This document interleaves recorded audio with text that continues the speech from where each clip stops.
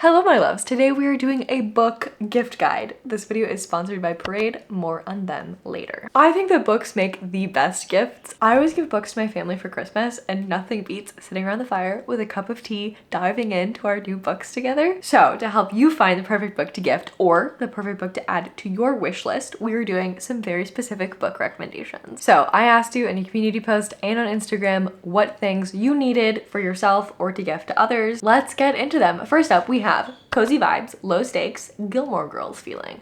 I have the perfect two books for you. Number one, if you want to go Gilmore Girls vibes all the way, you need to read The Pumpkin Spice Cafe. This is pretty much a Gilmore Girls fanfiction. The author's pen name is even Lori Gilmore. We are in a small town. Our main character runs the cafe. She has just inherited this from her aunt and she meets the grumpy farmer and they're gonna fall in love, obviously. It has this cozy little romance, but we're also getting to know so many different people in the town and we get to see the town politics and dynamics and see our main character try to figure out if she wants to stay in this town and how she wants to live her life and who she wants to be. I thought it was very cheesy, sweet, and cute. I also want to recommend to you In the Company of Witches because this is, once again, small town. It's a murder mystery vibe, but it also still feels incredibly cozy. We're talking about really intensely serious things like grief and death, but we are also always in a cozy vibe. And I love how we're getting to see this family of these three women be so supportive of one another. And it really does give Gilmore Girls vibes of having all these generations of women who are really, really close and who are helping each other navigate life. So if you wish Gilmore Girls was a little bit witchy,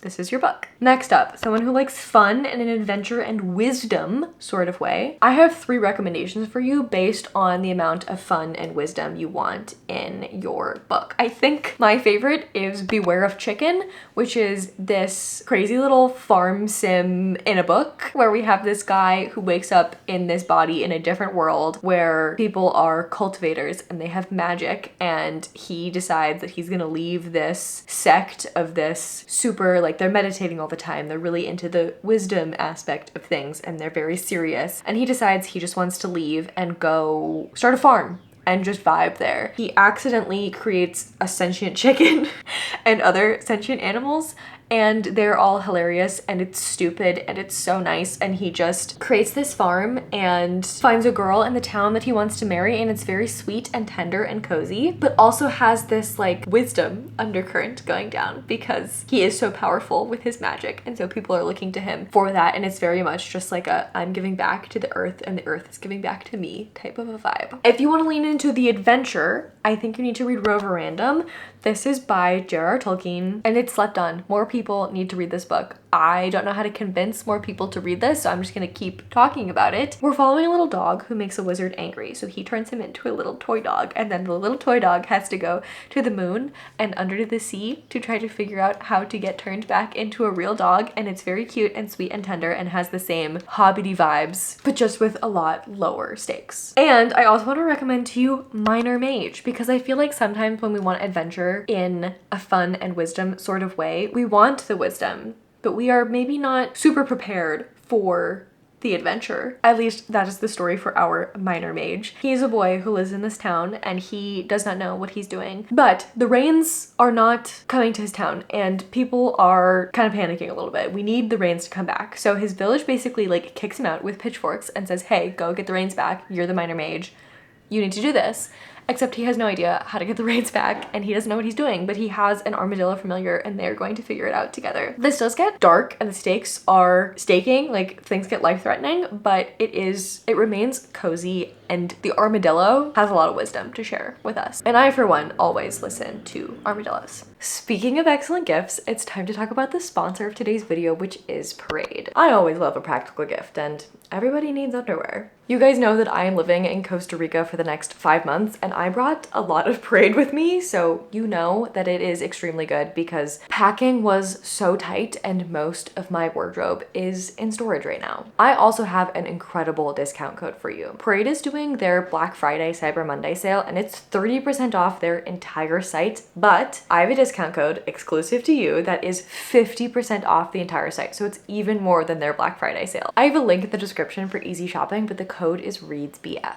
I also have a new favorite to show you. This is the Replay Scoop Bralette in the color Twilight. It's made from this super comfy Replay fabric, which Parade just did a huge restock of, so it is perfect timing to grab some new colors in your favorite fabric. I love it because it's super soft and stretchy, so it is so comfortable and cozy to be in all day long. Don't forget to use the code ReadsBF for 50% off your entire order. Thank you so much to Parade for sponsoring this video. Back on to the book recommendations. I also got a lot of requests like this one. I see you, I hear you, I have the perfect book for you. It is the Monk and the Robot series. This is the solar punk future that I needed to see to give me some hope. It's this community that is really based on helping each other and righting our wrongs and doing whatever we can to just be good people. And I definitely need that right now. So if you need a future in which humans basically go, hey, we accidentally created sentient robots, let's do whatever we can to treat them well. The robots go off into the wild. We've never spoken to the robots in the past couple hundred years.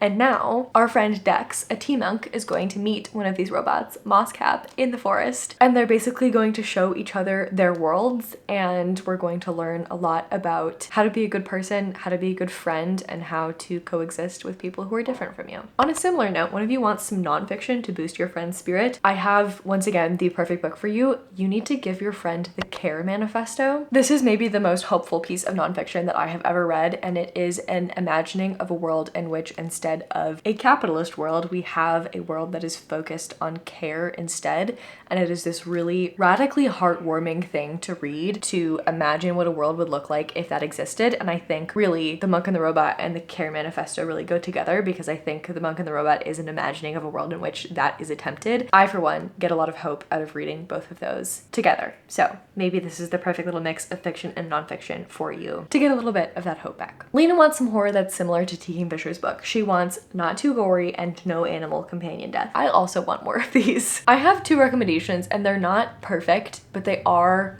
the closest I've been able to get to that T. Kingfisher special sauce. So if you have any recommendations for people who love T. Kingfisher, what else to read, please leave them in the comments. I would love to hear them myself. But the two that I have right now are number one, The Hacienda. I think does a really fantastic job of giving you a really compelling horror book that is scary while also giving you a lot of heart and a lot of characters to root for. There's a romance that's running through this. It's one of my favorite haunted house stories that I have ever read. We have a woman who's arriving at this hacienda, this marriage that she is getting into. She's slowly uncovering the horrifying things that have happened in this house and the paranormal things that are going on. And she's enlisting the help of a priest. I think it's similar to T. Kingfisher's books because you have kind of that heartwarming found family that is juxtaposed against the horrifyingness that is happening, which makes the horrifyingness easier to get through. And the other recommendation I have for you, which I think T. Kingfisher does so well, is she pairs humor and horror really, really well. And I think The September House is my version of cozy horror. And Lena, now that I'm saying this, I think you may have read both of these already, and if you have, I'm so sorry. DM me on Instagram and I will come up with another book if you've read both of these. But I think The September House is great because it is horror, it is gory, it is over the top, but I don't think it's too gory because it is absurd in its goriness. Our main character lives in a house where every September the walls bleed and the ghosts get a little bit aggressive. This September, however, her daughter is back in town because her husband has gone missing. Our main character is not too concerned about this. Her daughter wants to know where her dad went. So she is here trying to figure all of this out. And our main character is basically trying to hold it together and trying to stop her daughter from seeing all the horrifying things that are going on in the house. I think the message behind this is really, really important. I would check trigger warnings before reading it. I personally loved it. And I think if you like the humor and the horror that is present in T. Kingfisher's books, I think this one has a similar mix. They're both turned up a little bit more, I would say, maybe, than in T. Kingfisher's books, but worth a try to see. If you like T. Kingfisher, I would try out The September House. Okay, someone has an incredibly cool partner who is a magician and also wants a book to read. And I realize I'm at risk here for hitting the nail on the head a little bit too much, but I heard magician and I got excited. So here are some magical school books for your partner to read. I hope they like them. An Academy for Liars is Lexis Henderson's new book, and it is fantastic. She writes the most amazing horror, and this is kind of like a fantasy horror type vibe. It does get spooky scary a little bit, but I would probably put this more in fantasy than in horror. And we are following a woman who gets accepted into the school to learn persuasion, and it is magical and it is so enriching and cool, and it just like sweeps you off your feet and just takes you along for the ride. I loved it. I hope your partner does too. Other magical school books that I enjoyed: Vita Nostra. I think especially if your partner likes grammar, like if they really like the English language, I think they will really enjoy this one. Once again, magical school. Girl goes to a school. They're learning things that are very strange. They don't really understand what's going on. They're really deep into the academia of it all. And then supernatural crazy things start to happen. One of my favorite dark academia books I've ever read. 10 out of 10. Fantastic. Speaking of dark academia, Babel, amazing. If your partner hasn't read this yet, please gift it to them. We have one of the most incredible magic systems I've ever witnessed, where the magic is based on the difference between the translated word and the word that is translated into. I just think that concept breaks my brain. It's so cool, and it's also saying some really important things about imperialism and racism and academia. Hello friends, it's a new day because the plumber came to fix our sink, and by the time they left, the light was gone. So this person wants a book to read with her mom who loves historical fiction and memoirs. I think your mom should read Rat Girl. I think it is one of the most slept on memoirs that I've ever read. It covers 1 year of this woman's life when she is 18. It is this really real look at mental health and growing up, and also becoming a mother, because Kristen Hirsch is pregnant when she's 18, and she's also the lead singer of a band. And so it kind of gives this really interesting look into her art and her mental state during this time, because it is not great. Such a beautiful coming of age story, a really real and raw memoir, and has such rich art filtered through all of the pages. I think it's fantastic and highly recommend. And I also have a bit of a weird recommendation for your mom, because if she likes historical fiction and memoirs, would she like a historical fiction fantasy fake memoir? Because if she would, she should read A Natural History of Dragons. It is a historical fiction fantasy, and our main character is writing this memoir of this expedition that she did with her husband with these dragons when she was a lot younger. So it's kind of like an older woman who is telling this story. There are stakes, it gets life-threatening, things go down, check trigger warnings for this one. But it's also a really cool fantasy book that is in this memoir format. So if your mom thinks that would be interesting, I think she should read it. Okay, because we did one for the moms, we have to do one for the dads. This person wants a book for a dad who loves historical mystery murders and contemporary thrillers. The historical mystery murder that I think your dad should read, I actually haven't finished yet. I'm currently reading it. I'm maybe halfway through. It is so good. It's called The Tainted Cup, and I love absolutely everything about it. It is a historical fantasy murder mystery vibe. It's really giving Sherlock Holmes. Our main character is the assistant investigator, and his investigator is very much giving Sherlock Holmes, and he is specially altered to remember everything. They're like little creatures in his brain that make him remember absolutely everything that he hears. And so he goes out and does the investigating, and then he comes back to her and regurgitates the information, and then she solves whodunit. It is so interesting. I am hooked. I can't wait to find out what happens, but I don't know the ending. So if it's awful, I'm sorry, I didn't know. And my contemporary thriller that I have to recommend, I have two of them. Number one, Everyone on this Train is a Suspect, is maybe the freshest contemporary murder mystery that I have ever read. And I know your dad wanted a contemporary thriller, and I have one of those in a second, but I know he likes murder mysteries, so I have to recommend this because I think it's very new and fresh in the genre, because it talks direct to reader, it breaks the fourth wall, it's very tongue-in-cheek in the way that it is written. Our narrator has written these like how-to books before of how to write a murder mystery, and now he's telling us the true story of how everyone in his family has killed someone, and kind of lining everything up like he would tell someone to write a traditional murder mystery. I think it's great. The whole series is fantastic. I personally will be reading the third one this holiday season, which is Everyone This Christmas Has a Secret, and I can't wait. But the true contemporary thriller that your dad should read is For Your Own Good by Samantha Downing. I think this is my favorite Samantha Downing. It was the first one that I read. It's so twisty and turny. Every single person in this book has a secret. Every single person in this book is doing bad things. I love everything about it. Our main character is a teacher who is doing things for his students' own good. I was constantly guessing at what was gonna happen next, at just twist after twist after turn after new reveal, and I had a lovely time, and I hope your dad will as well. Okay, this next one I am so confident about. I am so confident about this, so confident that I think you may have already read it because your comment here says that you've read and loved all of Becky Chambers' backlist. And then you have a little cup, a little teacup, one could say, with a heart. And that perfectly describes the Cybernetic Tea Shop. It is one of my favorite cozy sci-fis of all time. Just like Becky Chambers' books, we have science fiction. Just like Becky Chambers' books, we have found family. We're also talking about AI. We're following two characters. Number one is an AI who is breaking down because AI are now outlawed, illegal, but because they got too sentient and we were like, hey, maybe we shouldn't do that. Except we weren't gonna kill the AIs that already existed. So she's hanging out, breaking down very slowly because she can't really get repaired anymore. And she's struggling to run this tea shop, which is very sweet and cute and cozy. And we're also following an AI repair woman who is living this nomadic lifestyle, bouncing around, not really settling down in any one place. And then of course they're gonna meet and there's a beautiful little relationship there and things get life-threatening and there are stakes and it is incredibly short. It really respects your time. I think it is perfect. I have no notes on the Cybernetic Tea Shop. I love it and I think you will too if you haven't already read it. If you love Becky Chambers, I guarantee you're gonna love this book. So come back and leave me a comment when you read it and give it 5 stars. Somebody wants a book for their employee and their manager. I am going to give you 2 recommendations.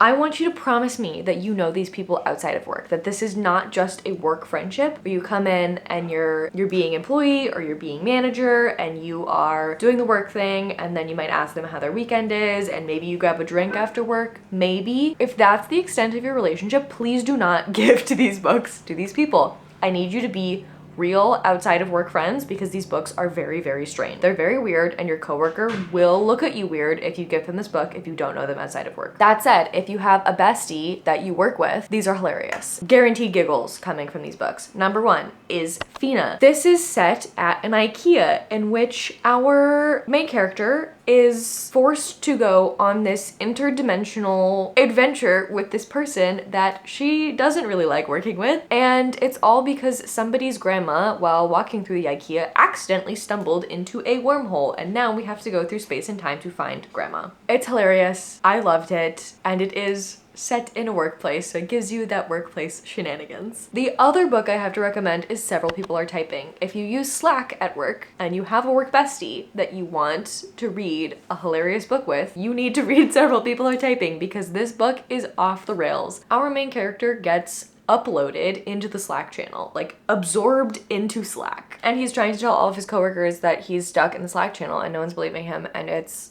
hilarious. The entire book is told in Slack messages. It also has really beautiful things to say about love and sunsets, and I think it is perfect. Next up, we have someone who wants a book for a friendship that thrives on hikes and long walks through public parks. First of all, I love your friendship. That sounds tender and incredible. I have so many recommendations for you. I have nonfiction and fiction. If you want to go the nonfiction route, I think Braiding Sweetgrass is perfect. It's by Robin Wall Kimmerer and it combines indigenous wisdom and botany knowledge, and it is absolutely incredible. There are these beautiful essays that are anecdotes from our author's life, and we also are getting the indigenous aspect, and we are also getting this really cool, interesting botany knowledge. So if you like going on long walks through public parks and looking at nature, this would be perfect. Alternatively, if we really want to lean into the walk/hike portion of this, you could read Wild by Cheryl Strayed. This is her account of hiking the PCT, and she does this alone after like a really big change in her life. This is kind of her story of going through and doing the really hard thing with not a lot of planning or preparation, and also just like being alone for that long with her thoughts and trying to figure out how to find herself along the way. Cheesy, but I loved it. Okay, and then the fiction I have for your friend is The Girl in the Galdurian, the first in the Lightfall series. This is an adorable graphic novel series. It is middle grade, but I am an adult and I loved it immensely. It's probably my favorite graphic novel I have ever read, period. I love this book so much. The art style is beautiful. I think in order for me to really, really, really love a graphic novel, the art has to tell the story as well. And this book does that so well. Every time my main character is feeling anxious or feeling scared, art gets darker. And when she is able to lean on her friends and get some more comfort and get some more, lower her stress, the colors get lighter again. I think it is so, so well done. And it's also this beautiful little adventure story of these two characters, the girl and the Galdurian, who are becoming friends and going on this quest together. A lot of walking through nature. It's beautiful. It's gorgeous. It has really important things to say about how to be a good person and how to make the right decisions when you don't really have all the information, and how to deal with making the wrong decision, because we all do that sometimes. Oh, okay. I'm really excited about this one. Your coworker sounds so cool. She loves lush atmospheric books, especially fantasy, and she's a background in theater, teaching classic lit, and is incredibly crafty. Your coworker needs to read Station 11 if she hasn't already, because this is going to be her perfect book. This is going to be the new 5-star read for her. We are in a post-pandemic society. It is post-apocalyptic, and we are following a traveling Shakespeare troupe. If that's not the perfect book for your friend, I don't know what is. It is so heartfelt and warm, and also dealing with a lot of devastation. And we're just watching this group of artists try to keep art alive in a post-apocalyptic world. And I think it is beautiful and gorgeous. And especially us having lived through a pandemic of our own, I think it is especially poignant right now. But I am very afraid that your coworker has already read this, because it was very popular and it's been out for a long time and it's got a lot of hype. So if she's already read Station 11, I think you should gift her one of the books in the Singing Hills cycle. They are a novella series. You can technically read them in any order, so you could grab the one that you think would be most aligned with your friend's interests, but I tend to like reading them in publication order, so I would recommend giving her the first book in the Singing Hills cycle. We are following a cleric Chi and this bird called Almost Brilliant that remembers everything, and they both are like this little pair, and they go around collecting history and preserving history, and every single book has something different to say about storytelling. So your coworker who teaches classic lit, I think, would absolutely love this, because it is so much about why stories matter and how who's telling the story changes what the story is and what it means, and what stories are valuable, and witnessing history and writing it down. It's one of my favorite novella series of all time. And because this is a novella series and there are a lot of them out, you could gift your friend the first one now, and then you could gift her the second one and third one and so on, and it could be like a little thing that you guys do, and you could read them together, and it would be a really cute friendship moment. It's a novella, so it's not like you're giving her like a 1,000-page book that she needs to read. It'll be short and sweet and cozy and comforting, and then you can come back and tell me in the comments all about how much you loved it. Now we're looking for a fantasy book to swallow me up, one that I just can't stop reading because it's so magical. The way that you describe this makes me think that you don't want something that is dark fantasy. You want something that's lighthearted and magical. But if you do want dark magic fantasy, I have some of those, but we'll do the lighthearted ones first. First up is The Girl Who Drank the Moon. It is middle grade, but once again, I am an adult who loved it, and we're following this witch who enmagics this child. She accidentally drinks the moon and becomes enmagicked, and we're just following this girl as she grows up with all of these fantastical creatures, and it is so cozy and found family and so magical, and just absolutely swept me off my feet. And I love the audiobook for this as well. Super easy to just fall into this world and enjoy yourself while you're in it. I'm also going to recommend Tress of the Emerald Sea. Brandon Sanderson is incredible with his magic systems, and if you're looking for a darker fantasy, I do highly recommend the Mistborn trilogy. I loved the first book, hated the second one, loved the third one, so take that with a grain of salt. But I think Tress of the Emerald Sea is the cheekiest, coziest of Brandon Sanderson's books that I have read, and it still has an incredibly immersive and interesting magic system. We have these spore seas. The seas that we are on are not water, they are spores, and each of the seas is a different spore that has different magical properties. I thought it was a really well done book. It's cheeky, it's giving Princess Bride if Buttercup was the main character, and I loved all of it. I thought it was super interesting, and it definitely swept me off of my feet. If you're looking for something a little bit darker, the recommendations I have for you are the Mistborn trilogy, as well as the 5th season and the Broken Earth trilogy by N.K. Jemisin. These are so good. It just breaks my brain to think about N.K. Jemisin being a human, thinking up this story and writing it down. Like, I don't really understand how she did that. They are so good. Our magic system is based on like seismic activity and crystals and rocks, and it is so interesting and so complicated, but not in a way that makes it difficult to understand. The world and the politics and the oppression that is going on and trying to fight back against that. There's so much joy still in these pages. Like, there are moments of pure happiness and contentment.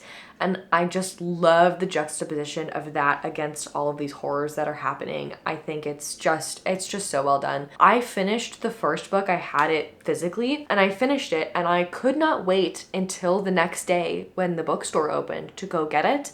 I had to immediately get it from the library, put it onto my Kindle, and keep reading that night. I couldn't stop reading. I wanted to know what happened. And the last recommendation I have for you is Kaikeyi by Vaishnavi Patel. This is one of the best fantasy books I've ever read, standalone fantasy books. It's so immersive. Again, the magic system is so interesting. It's based on these like strings of connection, and our main character is trying to figure out how often she can pull on these strings magically and manipulate people, and how often that is actually beneficial for her as opposed to true, genuine connection and trust. It's so interesting. We're following Kaikeyi through her entire life. She is kind of a villainous character in the original Hindu story that this is from. Basically, Vaishnavi Patel sat down and was like, hey, what if we look at Kaikeyi's actions and say, how would a rational person get to this point where she made that decision? And we're following that journey. And it's a retelling, and it's done so well, and I'm just so obsessed with that book, and I think that more people should read it. And I have the perfect recommendation for a great audiobook for a busy mother of two who likes supernatural fantasy romance stuff. If you want something to escape into, you need to read Daughter of No Worlds. This was my escape book for the past 2 months. I started and stopped reading this book so many times because it was my escape book. I had other things that I was reading for videos. I had other things that I was reading when I like really wanted to read, but this is the audiobook that I put on when I wanted to escape and I wanted to turn my brain off, and I just wanted to experience a world that was not my own and experience a reality that was not my own. It's not like a lighthearted, cozy fantasy. It is dark. There is a romance. It wasn't, I think, the most compelling romance for me, but I'm not someone who typically loves romantasy in general. I think this is perfect for you because it is kind of exactly, I think, what you're looking for. It was that for me, so I hope it works for you. I think I will be continuing in this series the next time that my brain is too full of things that I don't want to think about. I will be turning this back on and just letting all of the stress wash off me. Like many fantasy, romance, supernatural things, it's a little bit difficult to explain the premise of this book, but our main character she's a slave. She is a slave, and there's things that are not going well for her. She is trying to buy her freedom. Things go very wrong when she attempts to do that. She makes her way into this like magical order where she is learning how to be magical, and there's this person who is training her, and I love a training montage, and I loved everything about that. This book is long, so a lot happens. I don't want to spoil all of it, but we get battles. We get training montages, like I said, which I loved. We get a romance. We get horrifying things happening. We get revenge. We get vengeance. It is all very, very entertaining, and I think perfect for what you're looking for. And those are all the recommendations that I have for you guys today. So happy gifting. I hope that one of these makes its way onto your wish list, or that you gift it to somebody else. And once again, thank you to Parade for sponsoring this video. I truthfully love this brand. If you want to check out their entire site, 50% off. I have the link and the code in the description for you. And while you're down there, if you're new here, I would love for you to subscribe and join our cozy little community here. We have some really exciting things come up. It's Goodreads Choice Awards season. So I hopefully will have my TBR out in the next couple of days because I need your help voting on some things. And that's it. I love you all. Thank you so much for being here. I will see you next time. Bye.